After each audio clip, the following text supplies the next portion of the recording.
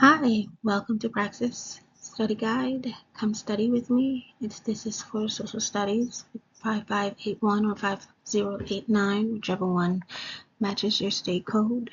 If you're like me looking for study materials, then here we are. I found two resources that I'm going to share with you. Uh, let's get started. Hi, welcome to Praxis.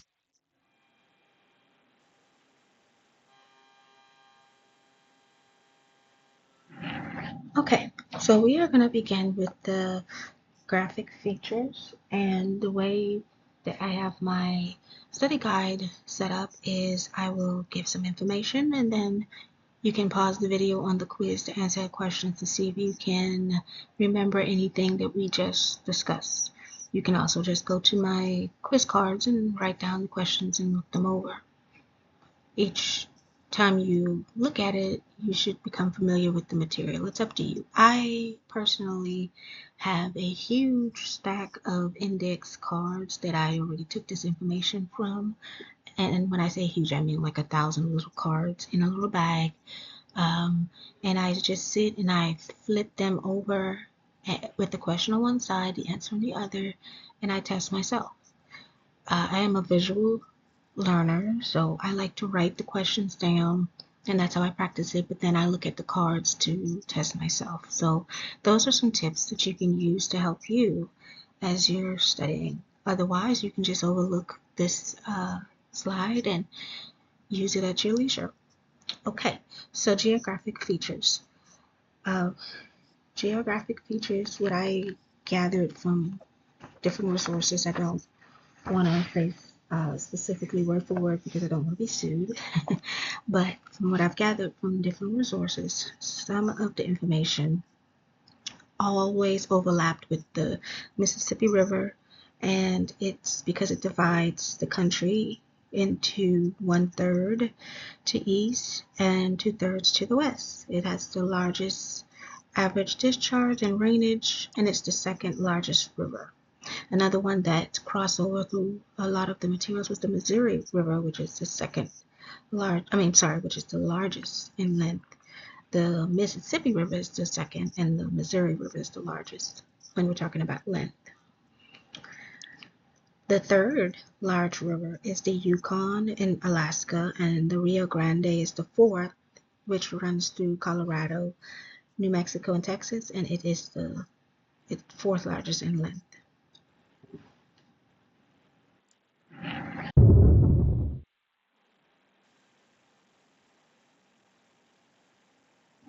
Okay, we have more on geographic features. It's start with the Great Lakes. There are 5 Great Lakes: the Superior, Michigan, Huron, Erie, and Ontario. They form the boundary between the United States and Canada. The pictures that I have included on these slides are just decorative pictures that I've taken online. They have absolutely nothing to do with the test, just to make it pretty and give you something to look at whilst you're studying. It is a geographic photo. However, it's not a part of our studying here. It's, like I said, just for pretty, just to pretty up the PowerPoint because I like to decorate my PowerPoints. Um, so back on point. Okay, so we have the 5 Great Lakes. Uh, Next, we have the Great Salt Lake, which is much smaller than any of the other lakes, but it is the largest lake in the western United States. From there, we have the 5 mountain ranges, and they are the Appalachian Mountain Range, Cascade Range, Klamath Range, Rocky Mountain Range, and the Sierra Nevada Mountain Range. They are different. They are located in different parts of the United States, so the range is different. You won't find them to be the same. Okay,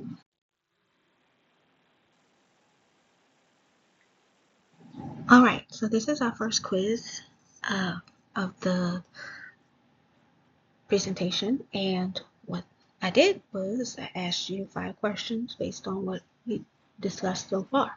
So you can take this time to pause Otherwise, you can just do it with me. I will pause for a second to let you answer before I tell the answer. So you can either keep watching or you can pause the video. I'll leave that up to you. So let's begin. Number one, name the 5 Great Lakes.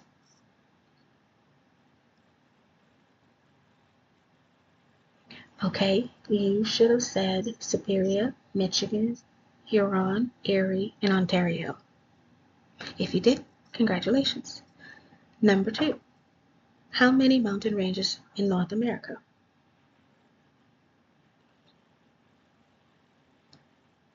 You should have said 5.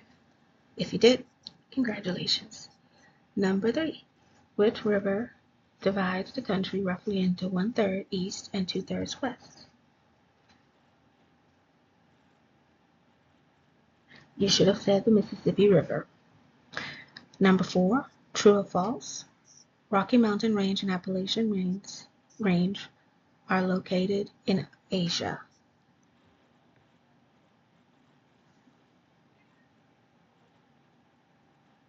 You should have said false. We haven't talked about anything related to Asia thus far. And finally, true or false, the Missouri River is the largest inlet.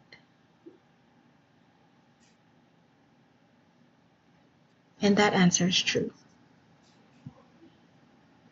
See how many you got correct, and then you can go back and go over what you got wrong. I will say it did take me a while to learn the 5 Great Lakes, but maybe you already knew them.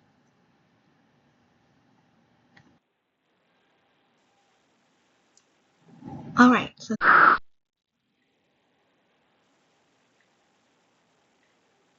here I listed the answers just in case I was going too fast on the other slide.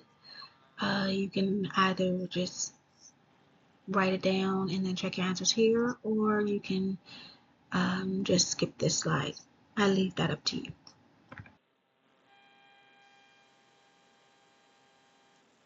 Here I listed. All right. This chapter, or this part of the presentation, we're going to be discussing the Native American peoples. What you need to know that I've seen across several materials and um,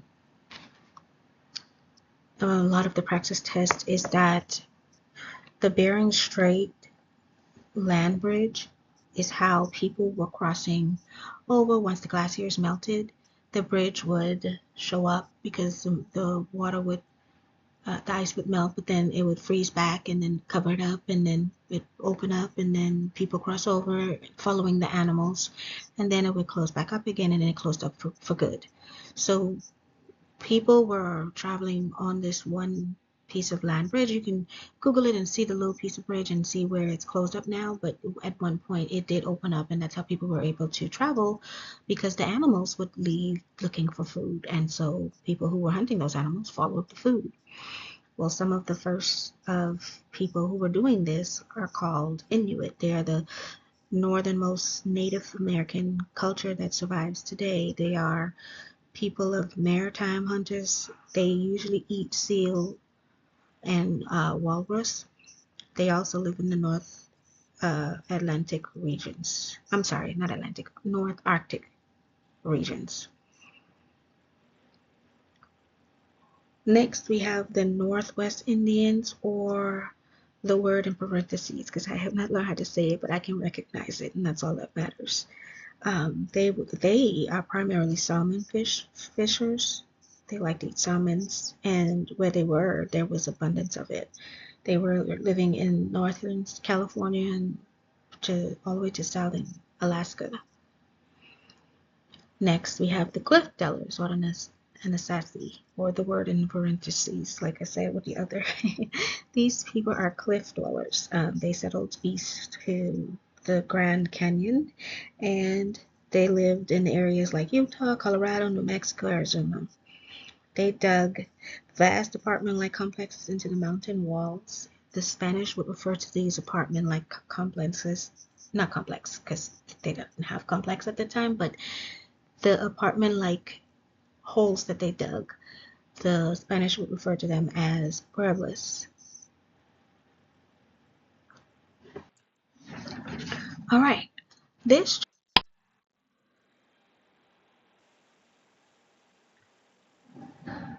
okay, more on Native American peoples. So we have the Plain Indians. They were nomadic, which means they moved from place to place. They didn't stay one place. They relied on animals, so when the animals moved, they moved too. They lived in small communities. But what you should take away from here is when the Ice Age ended, the mammals, like woolly mammoths, died off. And so they ended up having to find something else to eat, and they came across bisons. Now, what I found interesting is that they would take the herd, they would find herds of bisons, and they would stampede them off of the cliff. And I found it to be so funny because ooh, you're wasting so much meat. But anyway, that's coming off a topic. These Plain Indians, what you should take away from it is that they were nomadic hunter gatherers. They had to change their diet because of the mammoths going extinct, and they started hunting bisons. And they would either use a spear or they would stampede them off of the cliff. Next, we have the Mississippian culture or mound builders, which is how I like to refer to them because it's easier because they build mound temples. Uh, they uh, earned a nickname because of the temples that they would make. Something else you should take away is that they was able to facilitate the emergence of bow and arrow. They uh, created some of the first, and it was adopted throughout Indian culture. Next, we have the Cherokee. Now, what's interesting about, well, not interesting, but what you need to know about the Cherokee is that under President Andrew Jackson, he decided that the Cherokee should be removed or to Indian country, as he referred to it, to present day Oklahoma, and he orchestrated this through the Trail of Tears, which is the journey that the Cherokee Indians made to Oklahoma. Now, what's significant about this is that many of them didn't make it. A lot of them died on the trail because you were taking these indigenous people from their homes and what they knew, and then making them go to what they didn't know. And on the way, they probably didn't even prepare a lot for it. So a lot of them didn't, between diseases and just starvation, dehydration, they just did not make it. And that's why it's referred to as the Trail of Tears, because a lot of them probably were in tears on the trail. Next, we have the Iroquois, or how do you say it? They are located in upstate New York and Ontario, Canada. They are important because they ended up creating or growing so large that they created the Iroquois Confederacy. And what is important about them is that they help in warfare between the many groups, because even though you had all the Native Americans were the same type or were the first type of people, just like any other group of people, they had problems and they were fighting with each other. Well, the Iroquois Confederacy was able to put a lot of that to the end. That is, of course, we'll see later until the English and other groups started meddling in their business. But that's irrelevant. We'll get to that later.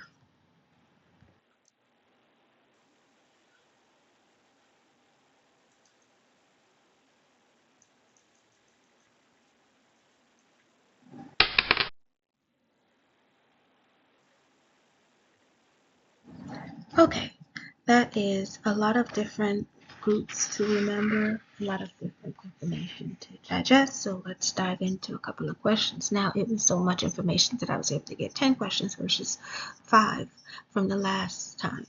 So you will see changes in the amount of questions. I might have more than one slides, and that's just because there's more information to pay attention to. Again, these questions are not exact, but the information here you can find, and majority of the material will be discussed, all of them.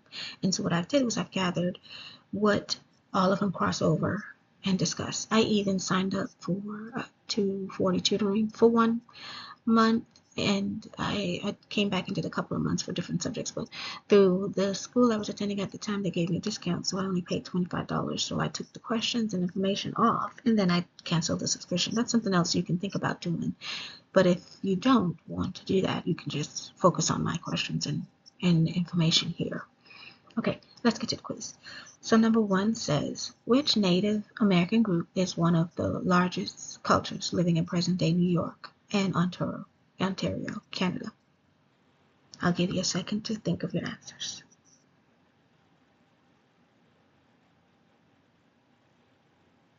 Okay, you should have come up with Iroquois. Number 2, which Native American culture settled east of the Grand Canyon and built apartment-like homes in the walls?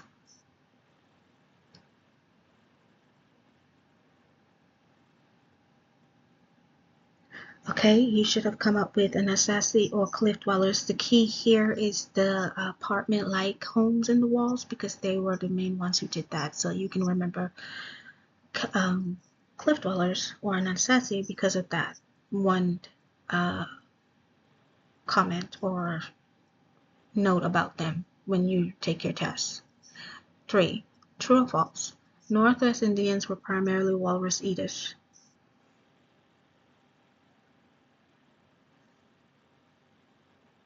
You should have come up with false, because if you remember, Northwest Indians mainly ate salmons.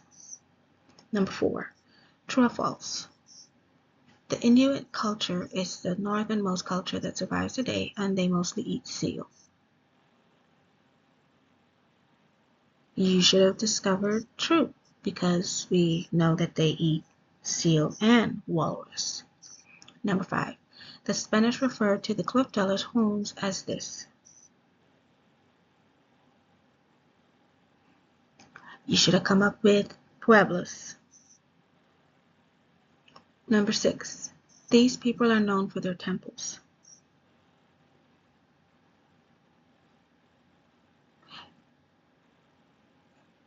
You should come up with mound builders. Mound builders build mass temples. Number 7, name one development that the Mississippian culture is responsible for.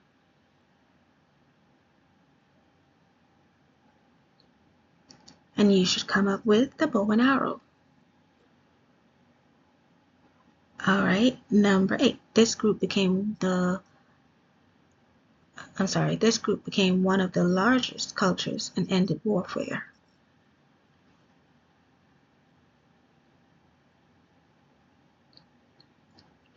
You should have come up with the Iroquois Confederacy. Number 9, this president is responsible for the removal of several Native Americans to present-day Oklahoma.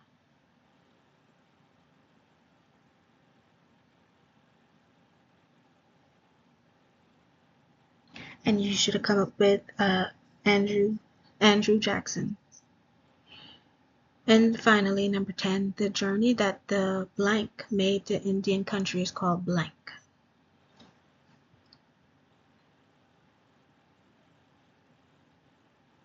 You should have come up with the Cherokee.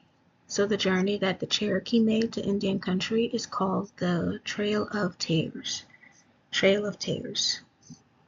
Okay, how did you do? How many out of 10? Go back and see what you need to refresh your mind on.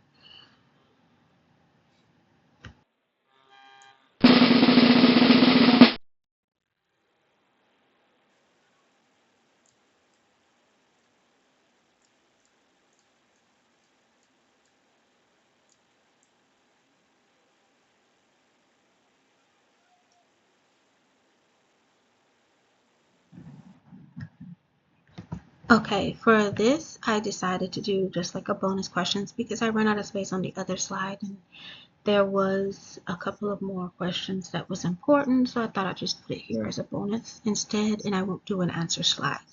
So the first question says, when this ended, large mammals went extinct.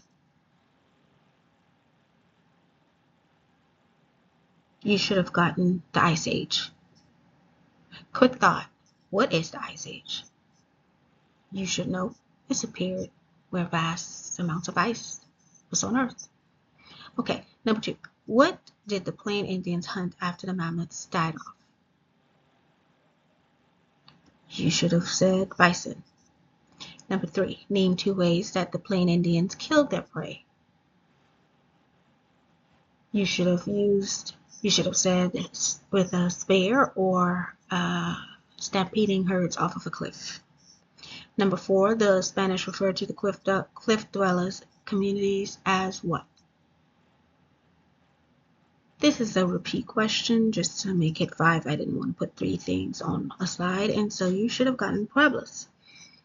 And number 5, this is also a complete repeat question. What is the name of the journey that the Cherokee traveled to Indian country?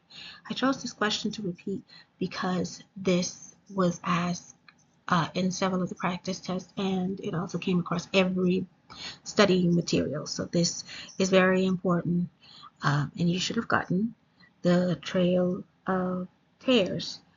And you should also remember that the president that was in charge of this was Andrew Jackson. That's also something that came across on every material I looked at. So the Trail of Tears, the Cherokee, they went to Oklahoma, President Andrew Jackson. It's all important information to remember.